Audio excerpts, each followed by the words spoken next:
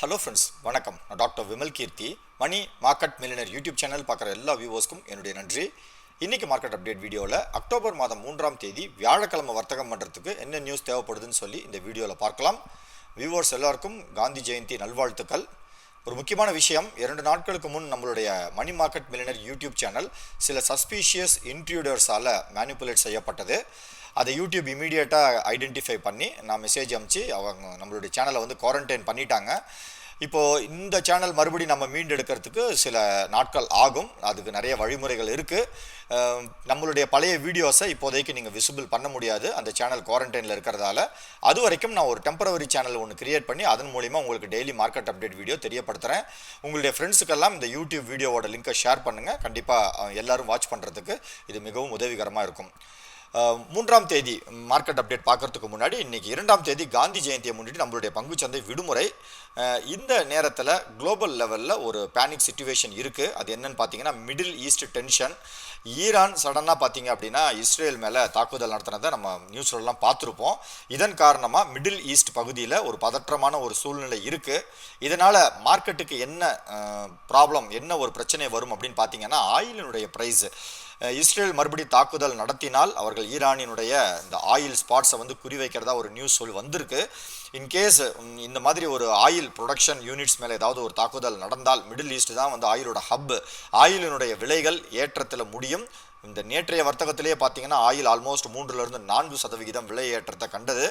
இப்போது ஆயிலினுடைய விலை ஒரு $10 ஏறும் பொழுதும் இந்தியாவினுடைய இன்ஃப்ளேஷன் 0.3% அதிகரிக்கும். இதன் காரணமாக நம்மளுடைய கரண்ட் அக்கவுண்ட் டெபிசிட், அது வந்து பணவீக்கம் வந்து என்ன ஆகும்னா ஒரு 12.5 பில்லியன் வரைக்கும் அதிகரிக்கும். இது வந்து அப்ராக்சிமேட்டாக நம்ம பார்த்தோம்னா 45 பேசிஸ் புள்ளிகள் ஜிடிபியில் இது வந்து ஒரு மிகப்பெரிய ஒரு தாக்கத்தை ஏற்படுத்தும். அதனால் இந்தியன் எக்கானமிக்கு இந்த ஆயில் பிரைஸ் ஏற்றம் அப்படிங்கிறது எப்பயுமே ஒரு நல்ல விஷயம் கிடையாது. ஏன்னா நம்ம ஒரு மிகப்பெரிய ஆயில் இம்போர்ட்டரும் கூட உலக அளவில் பார்க்கும் பொழுது. அதனால் இந்த வார் அப்படிங்கிறது வந்து இந்திய பங்குச்சந்தையை பொறுத்த வரைக்கும் ஒரு நெகட்டிவ் நியூஸ் அப்படிங்கிறதுல எந்த விதமான மாற்றமும் கிடையாது. அதுவும் இல்லாமல் இந்த 1ஆம் தேதி மார்க்கெட்டில் வந்து செபி முக்கியமான ஒரு அறிக்கையை வெளியிட்டாங்க. ஃபியூச்சர் அண்ட் ஆப்ஷன்ஸ் ட்ரேடிங்க்கு நிறைய விஷயங்களை அவர்கள் படிப்படியாக கொண்டு வர போகிறதா ஒரு நியூஸ் அனௌன்ஸ் பண்ணியிருக்காங்க. F&O ட்ரேட் இப்போ நிறைய பேர் சுலபமாக புதுசாக மார்க்கெட்டுக்கு வர்றவங்க கூட ஈஸியாக ஏர்ன் பண்ண முடியும் அப்படின்னு சொல்லிட்டு மார்க்கெட்டுக்குள்ளே வராங்க. பட் 90% பேர் பணத்தை இழக்கிறாங்க அப்படிங்கிறது நம்ம எல்லாருக்குமே தெரிஞ்ச விஷயம்தான். அதை தடுக்கிறதுக்காக சில நியூஸஸ், சில மெஷர்ஸ் எல்லாம் அவர்கள் சொல்லியிருக்காங்க. ஒன்று வந்து ஆப்ஷன் ப்ரீமியம்ஸ், அதாவது ஒரு கான்ட்ராக்டுக்கும் நம்ம செலுத்தக்கூடிய ஆப்ஷன் ப்ரீமியமினுடைய அளவு வந்து அதிகரிக்க போகிறதா இருக்காங்க. அது பிப்ரவரி 2025ஆம் ஆண்டிலிருந்து. அதே மாதிரி இந்த கேலண்டர் ஸ்ப்ரெட், இந்த வீக்லி எக்ஸ்பைரி வரும்பொழுது பொசிஷன்ஸில் ஏதாவது லாஸ் இருந்தால் நீங்கள் அதை கேரி ஓவர் பண்ணி அட்ஜஸ்ட்மெண்ட் பண்ணலாம். அடுத்த வாரத்துக்கோ அல்லது மந்த்லி கான்ட்ராக்டுக்கோ மாற்றலாம்.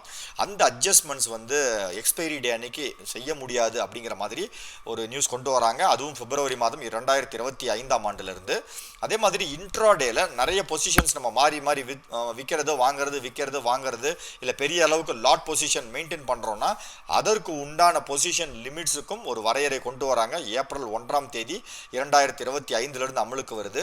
அதே மாதிரி கான்ட்ராக்ட் சைஸ், இப்போ நீங்கள் வந்து இண்டெக்ஸ் டெரிவேட்டிவ்ஸில் வர்த்தகம் பண்ணணுன்னா 5 லட்சம் ரூபாயிலேருந்து 10 லட்சம் ரூபாய் இருந்தால் போதும் நீங்கள் ஒரு லாட் எடுத்து வர்த்தகம் பண்ணுறதுக்கு. பட் அதை வந்து 15 லட்சத்துலேருந்து 20 லட்சமாக மாற்ற போகிறாங்க. அது சைஸ் அதற்கு தகுந்த மாதிரி பெருசு பண்ணிடுவாங்க கான்ட்ராக்டினுடைய சைஸை. அதனால் சின்ன இன்வெஸ்டர்ஸ் எல்லாம் ஃபியூச்சர் அண்ட் ஆப்ஷன்ஸில் ட்ரேட் பண்ணுறது கொஞ்சம் சிரமமான விஷயமா இருக்கும். பணத்தை ரொட்டேட் பண்ணுறது, ஏன்னா மினிமம் ஒரு சின்ன கான்ட்ராக்ட் வாங்குறதுக்கே பெரிய அளவுக்கு பணம் தேவைப்படும். அதே மாதிரி இப்போ நிறைய வீக்லி கான்ட்ராக்ட் இருக்குது. ஒரு எக்ஸ்சேஞ்ச் NSE எடுத்துக்கிட்டிங்க அப்படின்னா அவர்கள் ஒரு 4-5 வீக்லி கான்ட்ராக்ட்ஸ் அந்த மாதிரி வச்சுருக்காங்க. Fin Nifty, bank Nifty, IT, mid cap, இந்த மாதிரி நிறைய வச்சுருக்காங்க. செபி என்ன சொல்லியிருக்காங்கன்னா, ஒரு எக்ஸ்சேஞ்சுக்கு ஒரு வீக்லி இண்டெக்ஸ் மட்டும் நாங்கள் ட்ரேட் பண்ணுறதுக்கு அலோவ் பண்ணுறோன்னு சொல்லியிருக்காங்க. அப்படி கணக்கீடு பார்த்தால் பிஎஸ்சிக்கு ஒரு வீக்லி எக்ஸ்பைரி ஆப்ஷன்ஸும் NSEக்கு ஏதாவது ஒரு செக்மெண்ட்டில் எக்ஸ்பைரி ஆப்ஷன்ஸும் கிடைக்கிறதுக்கு வாய்ப்பு இருக்குது. இது நவம்பர் 20ஆம் தேதியில் அடுத்த மாதத்திலிருந்து அமலுக்கு வருது. அதே மாதிரி டெய்ல் ரிஸ்க் கவரேஜ், அதாவது நம்ம வந்து பொசிஷன்ஸ் எடுக்கும் பொழுது இந்த ரிஸ்க் மார்ஜின் அப்படின்னு சொல்லிட்டு ஒன்று வச்சுருப்பாங்க. லாஸ் ஆச்சுன்னா நம்மளை வந்து அலர்ட் பண்ணுறதுக்காக அந்த ரிஸ்க் கவரேஜினுடைய சதவிகிதம், நம்ம பணம் வச்சிருக்கக்கூடிய சதவிகிதத்தையும் அதிகப்படுத்துகிறதா நியூஸ் சொல்லியிருக்காங்க. இதெல்லாம் ரொம்ப ரொம்ப முக்கியமான செய்திகள். நமக்கு நேற்று முன்தினம் வெளியானது. வீடியோ போட முடியாததால் உங்களுக்கு சொல்ல முடியல. பட் இப்போதைக்கு நம்ம கவனத்தில் எடுத்துக்கக்கூடிய இம்மீடியட்டாக நம்ம கவனத்தில் கொண்டு வரக்கூடிய முக்கியமான விஷயம் வந்து மிடில் ஈஸ்டில் இருக்கக்கூடிய வார். அதை நம்ம ரொம்ப நியூஸை வந்து நம்ம ட்ராக் பண்ணிகிட்டே இருக்கணும். மார்க்கெட்டில் ஒரு பதற்றம். இப்பொழுதே பார்த்தீங்கன்னா கிஃப்ட் நிஃப்டி ஒரு 150 புள்ளிகள் நாளைக்கு ஒரு கேப் டவுனில் ஓப்பன் ஆகிற மாதிரி இண்டிகேஷன் காட்டுது. நியூஸை தொடர்ந்து வாட்ச் பண்ணிக்கிட்டே இருங்க. லாங் டேர்ம் இன்வெஸ்டர்ஸ் பணத்தை தயார் செய்து வச்சுக்கோங்க. நம்ம வந்து மார்க்கெட் நல்ல ஒரு பாட்டம் கிடைக்கும் பொழுது நமக்கு அது நல்ல ஒரு ஆப்பர்ச்சுனிட்டியாக இருக்கும். புதுசாக மார்க்கெட்டில் என்டர் ஆகிறவங்க பொறுமையாக இருங்க, வெயிட் பண்ணுங்கள். நாளைக்கு ஒரு பாயிண்ட்ஸ் இறங்குதுன்னு இம்மீடியட்டாக மார்க்கெட்டுக்கு ஜம்ப் பண்ண வேண்டாம். அதே மாதிரி மியூச்சுவல் ஃபண்டில் இன்வெஸ்ட் பண்ணணும்னு நினைக்கிறவர்களுக்கு அருமையான ஒரு வாய்ப்பு காத்துட்ருக்கு. பணத்தை ரெடி பண்ணிக்கோங்க. நமக்கு வந்து ப்ரீவியஸ் ஹைலேருந்து ஒரு 500 புள்ளிகளுக்கு கீழே நமக்கு ஒரு ட்ராப் கிடைத்ததுன்னா மியூச்சுவல் ஃபண்ட்ஸில் இன்வெஸ்ட் பண்ணுறதுக்கு ஒரு நல்ல சரணம். பட் ஸ்டாக்ஸ் புதுசாக வாங்குறவங்க, புது ஸ்டாக்ஸில் என்டர் ஆகிறவங்க ரொம்ப ரொம்ப கவனத்தில் இருக்கிறது நல்லது. கொஞ்சம் அவாய்ட் பண்ணுறதும் பரவாயில்லை. என்னை கேட்டால் இந்த வியாழன் மற்றும் வெள்ளி 2 நாட்கள் மார்க்கெட்டை வந்து சைலண்ட்டாக அப்சர்வ் பண்ணுங்கள். அதற்குள்ளே இஸ்ரேல் என்ன பதில் தாக்கம் கொடுக்குறாங்கன்ற நியூஸ் நமக்கு தெரிய வரும். அதில் இன்கேஸ் மார்க்கெட் வர்ஸ்ட் லெவலில் ஃபால் ஆச்சு அப்படின்னா பெரிய அளவுக்கு போர்ட்ஃபோலியோ வச்சுருக்கிறவங்க உங்கள் போர்ட்ஃபோலியோவை ஆப்ஷன்ஸ் புட் ஆப்ஷனை பை பண்ணி ஹெட்ஜிங் பண்ணுறதுக்கு உங்களுக்கு அது ஒரு ஆப்பர்ச்சுனிட்டியாக இருக்கும். நம்ம லாஸை ஓரளவு ரெக்கவர் பண்ணலாம். பட் இம்மீடியட்டாக பண்ணணுன்ற அவசியம் கிடையாது. நம்ம சார்ட்டில் நான் லெவல்ஸ் சொல்கிறேன், அதுக்கு கீழே போனால் மட்டும் நம்ம ரொம்ப கவனத்தோடு இருப்போம். 1ஆம் தேதி அதாவது செவ்வாய்க்கிழமை மார்க்கெட் அப்டேட் என்ன அப்படிங்கிறத நம்ம பார்த்துடலாம். செவ்வாய்க்கிழமை வர்த்தகத்தை பொறுத்த வரைக்கும் நிஃப்டி 13 புள்ளிகளும், சென்செக்ஸ் 33 புள்ளிகளும், பேங்க் நிஃப்டி 15 புள்ளிகளும் குறைந்து மார்க்கெட் நெகட்டிவ் சென்டிமெண்ட்டில் முடிந்தது. இதில் வந்து நெகட்டிவில் தான் பெரும்பாலான செக்டர்ஸ் எல்லாம் வர்த்தகமானது. அதில் வந்து oil and gas, realty, financial, private banking sector மற்றும் ஹெல்த் கேர் இதெல்லாம் நெகட்டிவில் வர்த்தகமானது. இப்போ சார்ட்டை பொறுத்த வரைக்கும் பார்த்தோம் அப்படின்னா நம்ம வந்து ஒரு பீக் அந்த 26,000 தாண்டினதுக்கப்புறம் ஒரு சின்ன ஒரு ப்ராஃபிட் புக்கிங் இருந்த மாதிரி இருந்தது. பட் திங்கட்கிழமை ஒரு மிகப்பெரிய சரிவு. அதை தொடர்ந்து செவ்வாய்க்கிழமையும் நம்ம மார்க்கெட் வந்து கொஞ்சம் வீக்காக வர்த்தகமாகிறத பார்த்தோம். இப்போதைக்கு இந்த போர் பதற்றம் நமக்கு இருக்கிறதால டெக்னிக்கலாக நம்ம மெயின்டைன் பண்ணக்கூடிய ஒரு சப்போர்ட் லெவல் 25,590. 25,590ங்கிறது வந்து ஆல்மோஸ்ட் ஒரு 200 புள்ளிகள் தான் இருக்குது. நாளைக்கே ஒரு 150 புள்ளிகள் நமக்கு கேப் டவுன் இண்டிகேஷன் காட்டுது. நாளைக்கு நம்ம இந்த 20-டே மூவிங் ஆவரேஜை பிரேக் டவுன் பண்ணி க்ளோசிங் கீழே நமக்கு நடந்தது அப்படின்னா அடுத்து 25,000 வரைக்கும் மார்க்கெட் ஃபால் ஆகிறதுக்கு வாய்ப்பு இருக்குது. அதனால் இன்கேஸ் நாளைக்கு ஒரு ஃபால் இருக்குது அப்படின்னா நாளைக்கு ஹெட்ஜிங் பண்ணுறவங்க எதுவும் செய்ய வேண்டாம். நாளை மறுநாள் இதே மாதிரி மார்க்கெட்டில் ரெக்கவரி இல்லாமல் மறுபடியும் ஒரு ஃபால் வருது அப்படின்னா நீங்கள் ஒரு சின்ன ஹெட்ஜிங் பொசிஷன் இந்த அக்டோபர் மாதத்தினுடைய கடைசி கான்ட்ராக்டில் ஒரு புட் ஆப்ஷன் ஒரு 1000 புள்ளிகள் தள்ளி ஒரு சின்ன ஒரு கவரேஜ் நீங்கள் பண்ணுறது தவறு கிடையாது. ஏன்னா போர்ட்ஃபோலியோவில் இருக்கிற லாஸஸை புட் ஆப்ஷன் கவர் பண்ணும். இல்லைன்னா புட் ஆப்ஷன் ஒரு சிறிய லாஸில் நம்ம வெளியில் வந்துடலாம். செவ்வாய்க்கிழமை வர்த்தகத்தை பொறுத்த வரைக்கும் நிஃப்டி 26,061 ஓப்பன் ஆனது. அதே மாதிரி க்ளோசிங் 25,810. ஓப்பனிங் அண்ட் க்ளோசிங்க்கு நடுவில் ஆல்மோஸ்ட் ஒரு 200 புள்ளிகள் இருக்கிற மாதிரி இருந்தாலும் இன்ட்ராடேல என்ன நடந்தது அப்படிங்கிறத நம்ம சார்ட்டில் போயிட்டு பார்க்கலாம். நிஃப்டியினுடைய 5 மினிட்ஸ் சார்ட் இது. நிஃப்டி 5 மினிட்ஸ் சார்ட்டை பொறுத்த வரைக்கும் நம்ம முக்கியமாக வாட்ச் பண்ணக்கூடியது என்னன்னு பார்த்தீங்கன்னா இந்த திங்கட்கிழமை ஒரு மிகப்பெரிய ஒரு சரிவை பார்த்தோம். செவ்வாய்க்கிழமை காலையில் மார்க்கெட் ஓப்பன் ஆகும் பொழுதே பார்த்தீங்க அப்படின்னா ஒரு சின்ன ஒரு பாசிட்டிவ் சென்டிமெண்ட். பட் இருந்தாலும் அன்றைய ஹை ஃபஸ்ட்டு கேண்டிலினோட டாப் தான் அன்றைய தேதியினுடைய அதிகபட்ச மதிப்பு. அதிலிருந்து மார்க்கெட் இம்மீடியட்டாக ஒரு செல்லிங் அந்த ப்ரீவியஸ் லெவல்ஸை பிரேக் டவுன் பண்ணி கீழ் நோக்கி நகர்ந்தது. மறுபடி மார்க்கெட் ஃபுல்லாக ஒரு சைட்வேஸ் ஒரு கன்ஃபியூஸ்டு ட்ரேடிங் அப்படின்னே சொல்லலாம். காலையில் ஒரு சாலிட் மூவ்மெண்ட் இருந்தது. அதன் பிறகு ஒரு பெரிய மூவ்மெண்ட் எதுவும் கிடையாது. இன்ட்ராடே பண்ணுறவர்களும் ரொம்ப ரொம்ப கவனத்தோடு இருங்க. ஒன் டைரெக்ஷனல் மூவ் மேபி வார் நடந்தால் ஒன் டைரெக்ஷனல் மூவ் கிடைக்கும். அதை ஒரு சாதகமாக பயன்படுத்தலாம். பட் இருந்தாலும் ரொம்ப கவனத்தோடு கையாளுறது ரொம்ப ரொம்ப அவசியம். டெலிவரி ட்ரேடிங்கில் ஸ்டாக் வாங்குறதை இப்போதைக்கு கொஞ்சம் அவாய்ட் பண்ணுங்கள். என்ன குளோபல் சிச்சுவேஷன் தெரிஞ்சதுக்கப்புறம் நம்ம வாங்க ஆரம்பிக்கலாம். பேங்க் நிஃப்டியும் ஆல்மோஸ்ட் ஒரு அதே மாதிரி ஒரு ட்ரேடிங் தான். காலையில் மார்க்கெட் ஓப்பனிங் ஒரு சின்ன ஒரு பாசிட்டிவ் சென்டிமெண்ட்டில் பேங்க் நிஃப்டி வர்த்தகமானது. அந்த பாயிண்ட்லேருந்தே ஒரு செல்லிங் அதாவது ஒரு 10:30 மணிக்கு மேலே நிஃப்டி மற்றும் பேங்க் நிஃப்டி ரெண்டுலேயுமே பெரிய அளவுக்கு மூவ்மெண்ட் இல்லாமல் ஒரு சைட்வேஸ் வர்த்தகம் தான் இருந்தது. அதனால் ஏர்லி ட்ரேட்ஸ் எடுத்தவர்களுக்கு ஒரு நல்ல ஆப்பர்ச்சுனிட்டி. லேட் என்ட்ரி கொடுத்தவர்களுக்கு கண்டிப்பாக அங்கங்கே ஒரு சின்ன சின்ன ஸ்டாப் லாஸஸ் லிமிட்டே பார்த்திங்கன்னா ரேஞ்சே ரொம்ப சின்னதாக இருந்ததால் பெரிய மூவ்மெண்ட் எதுவும் நமக்கு கிடைக்கல அப்படிங்கிறது தான் உண்மை. நாளைக்கு நம்ம வாட்ச் பண்ணக்கூடிய முக்கியமான லெவல்ஸ் டெய்லி சார்ட்டில் பார்ப்போம். நிஃப்டியினுடைய டெய்லி சார்ட் இது. நிஃப்டியினுடைய டெய்லி சார்ட்டை பொறுத்த வரைக்கும் நம்ம வந்து ஒரு டோஜி கேண்டில் ஃபார்மேஷனில் இருக்கோம். நாளைக்கு நம்ம வாட்ச் பண்ணக்கூடிய முக்கியமான லெவல் பொறுத்த வரைக்கும் பார்த்தீங்க அப்படின்னா, இந்த செவ்வாய்க்கிழமையினுடைய ஹையஸ்ட் பாயிண்ட் 25,920ங்கிறது ரெசிஸ்டன்ஸ் லெவல்.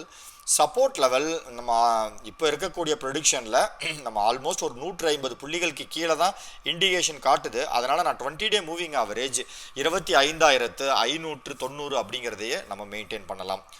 அதே மாதிரி பேங்க் நிஃப்டியினுடைய டெய்லி சார்ட்டில் நம்ம வாட்ச் பண்ணக்கூடிய முக்கியமான லெவல் என்னங்கிறத பார்த்துடலாம். இது டெய்லி சார்ட், பேங்க் நிஃப்டியினுடைய டெய்லி சார்ட் இது. பேங்க் நிஃப்டி டெய்லி சார்ட்டை பொறுத்த வரைக்கும் நம்ம வாட்ச் பண்ணக்கூடிய முக்கியமான லெவல் செவ்வாய்க்கிழமையினுடைய அதிகபட்ச மதிப்பு 53,230. அதே மாதிரி லோ வந்து 20 டே மூவிங் ஆவரேஜ் 52,770. மேபி நம்ம இதை பிரேக் டவுன் பண்ணி தான் ஓப்பன் ஆகும் இப்போ இருக்கக்கூடிய இண்டிகேஷன் பிரகாரம். அடுத்து சப்போர்ட் லெவல் ஒன்று ட்ரா பண்ணணும்னா 50 டே மூவிங் ஆவரேஜ் 51,950 நமக்கு ஒரு லெவல் இருக்குது, வாட்ச் பண்ணிக்கோங்க. குளோபல் மார்க்கெட்ஸை பொறுத்த வரைக்கும் நம்மளுடைய பங்குச்சந்தை 2ஆம் தேதி விடுமுறையாக இருந்தாலும் குளோபல் மார்க்கெட்ஸில் ஹாங்செங் ஒரு மிகப்பெரிய ஒரு பாசிட்டிவ், மற்றபடி எல்லாமே ஒரு நெகட்டிவ் சென்டிமெண்ட்டில் தான் மற்ற பங்குச்சந்தைகள் வர்த்தகமானது. யூரோப்லேயும் பார்த்தீங்கன்னா ஒரு பெரிய அளவுக்கு பாசிட்டிவ் ட்ரிகர் எதுவும் இல்லை. நாஸ்டாக் 1ஆம் தேதி டேட்டாவில் 1.5% சரிவில் இருக்குது. கிஃப்ட் நிஃப்டி இப்போதைய இண்டிகேஷன் பார்த்தீங்கன்னா ஒரு 150 புள்ளிகள் நமக்கு நெகட்டிவ். செவ்வாய்க்கிழமை க்ளோசிங்கை வைத்து பார்க்கும் பொழுது ஒரு 150 புள்ளிகள் கிட்ட நெகட்டிவில் ஓப்பன் ஆகிற மாதிரி தான் இருக்குது. நாளைக்கு காலையில் எப்படி இருக்குன்றதை நான் டெலிகிராம் சேனலில் அப்டேட் பண்ணுறேன்.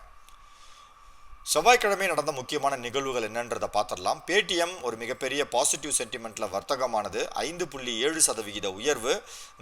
டோலட் கேபிட்டல் நிறுவனம் இந்த ஸ்டாக்குக்கு பை ரேட்டிங் கொடுத்துருக்காங்க.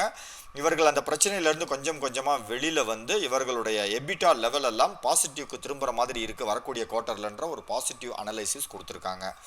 விப்புல் ஆர்கானிக்ஸ் ஒரு 20% விலை அதிகரித்து வர்த்தகமானது. அதற்கு முக்கியமான காரணம் board of directors right issue தர்றதா ஒரு நியூஸ் அனௌன்ஸ் பண்ணியிருக்காங்க. நால்கோ 6.5% அதிகரித்தது, ரெக்கார்டு ஹையை டச் பண்ணியிருக்கு. கோட்டக் இன்ஸ்டிடியூஷனல் ஈக்விட்டிஸ் நிறுவனம் இந்த ஸ்டாக்குக்கு பை ரேட்டிங் கொடுத்துருக்காங்க. பிபி ஃபின்டெக் பாலிசி பஜாரினுடைய கம்பெனி இன்னைக்கு ஒரு 6.6% அதிகரித்தது. ஜெஃப்ரிஸ் ரேட்டிங் நிறுவனம் இந்த ஸ்டாக்குக்கு பை ரேட்டிங் கொடுத்துருக்காங்க. ஏஞ்சல் ஒன் புரோக்கிங் நிறுவனம், அந்த செபியினுடைய நியூஸ் நான் சொன்னேன். செபியினுடைய நியூஸ் வந்து 2 இம்பேக்ட் கொடுக்கும் புரோக்கர் நிறுவனங்களுக்கு. ஒன்று, கான்ட்ராக்ட் சைஸஸ் எல்லாம் அதிகப்படுத்தி இன்வெஸ்ட்மெண்ட் அமௌண்ட்லாம் அதிகப்படுத்தும் பொழுது புரோக்கர்ஸ்க்கு வந்து ட்ரேடிங் அதிகமாக, சின்ன சின்ன இன்வெஸ்டர்ஸ் இப்போ 100 சின்ன இன்வெஸ்டர் இருக்கிறாங்கன்னா கான்ட்ராக்ட் சைஸஸ் எல்லாம் அதிகப்படுத்திட்டா பாதியாக குறைஞ்சிருவாங்க. நிறைய பேர் வந்து பணம் இல்லாததால் அதில் ஆர்வம் காட்ட மாட்டாங்க. 2வது, பெரிய அளவுக்கு இன்வெஸ்ட் பண்ணும் பொழுது ரிஸ்க்கும் அதிகம். பெரிய 5 லட்சத்துக்கு டெரிவேட்டிவ் கான்ட்ராக்ட்டுக்கும் 15 லட்சம் டெரிவேட்டிவ் கான்ட்ராக்ட்டுக்கும் ரிஸ்க் ரொம்ப அதிகமாக இருக்கிற மாதிரி இருக்கிறதால நிறைய பேர் ட்ரேடிங் பண்ண மாட்டாங்க. அதனால புரோக்கரேஜ் நிறுவனங்கள் அவர்களுடைய சார்ஜஸ் எல்லாம் அதிகப்படுத்துறாங்க. அதனுடைய துவக்கமாக ஏஞ்சல் புரோக்கிங் நிறுவனம் புரோக்கரேஜ் சார்ஜஸை அதிகப்படுத்தியிருக்காங்க. இதனுடைய பெனிஃபிட் என்னென்னா இவர்களுக்கு ஒரு ரெவென்யூ கிரியேட் பண்ணுற மாதிரி இருக்கும். அதனால் இன்றைக்கி 7% விலை அதிகரித்து வர்த்தகமானது. முத்தூட் ஃபினான்ஸ் 4% சரிவு, மணப்புரம் ஃபினான்ஸ் 1.8% சரிவு.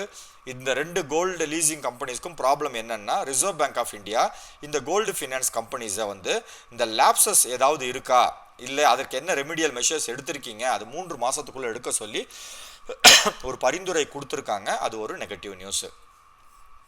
ஏஷியன் பெயிண்ட்ஸ் 1.6% சரிவடைந்தது. மேக்வெரின் ஈக்விட்டி ரேட்டிங் நிறுவனம் டிமாண்ட் வீக்காக இருக்கிறதால குவார்ட்டர்லி ரெவென்யூ கம்மியாகிறதுக்கு வாய்ப்பு இருக்குன்னு நெகட்டிவ் கமெண்ட்ரி கொடுத்துருக்காங்க.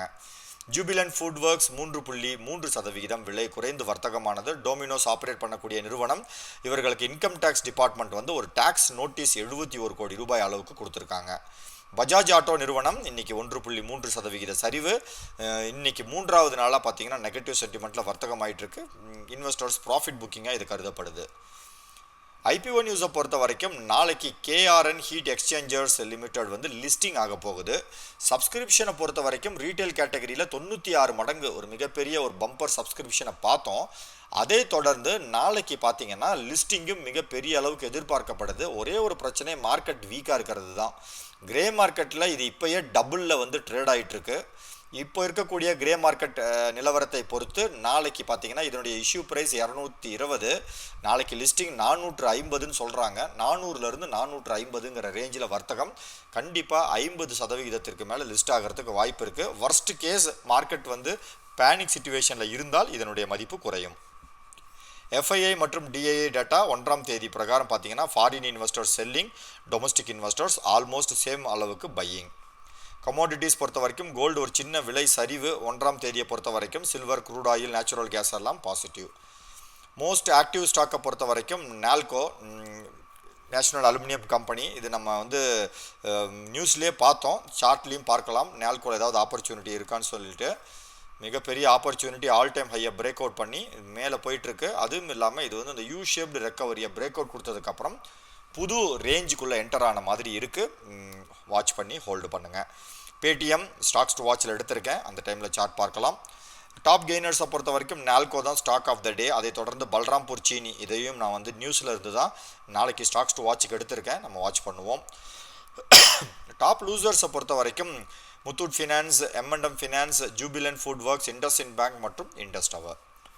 52 வீக் ஹை மறுபடி நால்கோ அந்த லிஸ்ட்டில் இருக்குது. சரிகமா, பல்ராம்பூர் சீனியும் அந்த லிஸ்ட்டில் இருக்குது, பொறுத்திருந்து பார்ப்போம்.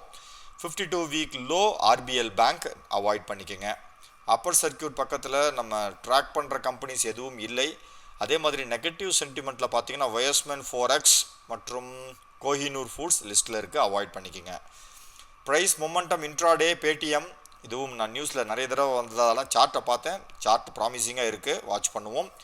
வால்யூம் ஃபியூச்சர் அண்ட் ஆப்ஷன்ஸை பொறுத்த வரைக்கும் எல்லாம் விலை அதிகமான கம்பெனிஸ் தான் இருக்குது. டாடா கெமிக்கல்ஸ் இந்த லிஸ்ட்டில் இருக்கிறதால சார்ட்டை பார்க்கலாம்.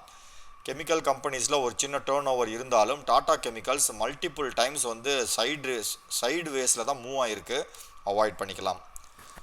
கார்ப்பரேட் ஆக்ஷனை பொறுத்த வரைக்கும் 4ஆம் தேதிக்கு எக்ஸ் டிவிடெண்ட் டேட் இருக்கக்கூடிய கம்பெனி அகல்யா காலி, KPI கிரீன் எனர்ஜி, இந்த கம்பெனிஸ் எல்லாம் நீங்கள் வாட்ச் பண்ணலாம்.